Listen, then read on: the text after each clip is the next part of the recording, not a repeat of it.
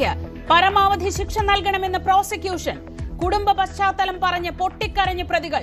Passport വിട്ടു നൽകണമെന്ന് ദിലീപ് കോടതിയിൽ.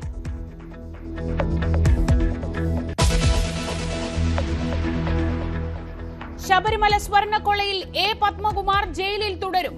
ജാമ്യാപേക്ഷ തള്ളി വിജിലൻസ് കോടതി. കേസിൽ ജാമ്യം തേടി ഉണ്ണികൃഷ്ണൻ പോറ്റി. സന്നിധാനത്ത് വൻ ഭക്തജനത്തിരക്ക്.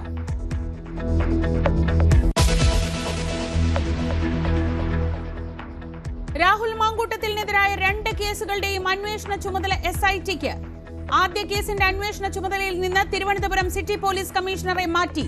രാഹുൽ മാങ്കൂട്ടത്തിൽ പാലക്കാട്ട് ഫ്ളാറ്റ് ഒഴിയണമെന്ന അസോസിയേഷൻ. ഉടൻ ഒഴിയാമെന്ന് രാഹുൽ.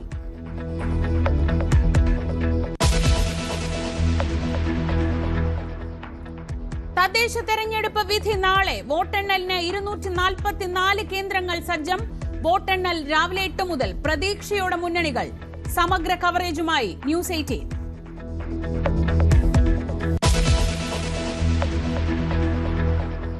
മുതിർന്ന കോൺഗ്രസ് നേതാവ് ശിവരാജ് പാട്ടീൽ അന്തരിച്ചു.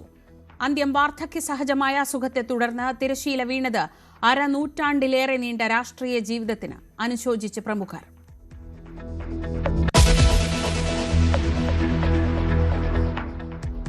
മ്യാൻമറിൽ സംഘർഷം രൂക്ഷം.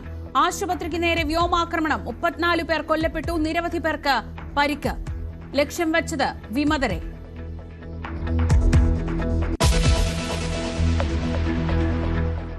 ലയണൽ മെസ്സി ഇന്ത്യയിലേക്ക്. ഫുട്ബോൾ ഇതിഹാസം 3 ദിവസം ഇന്ത്യയിൽ. വിവിധ പരിപാടികളിൽ പങ്കെടുക്കും. പ്രധാനമന്ത്രിയുമായി കൂടിക്കാഴ്ച തിങ്കളാഴ്ച.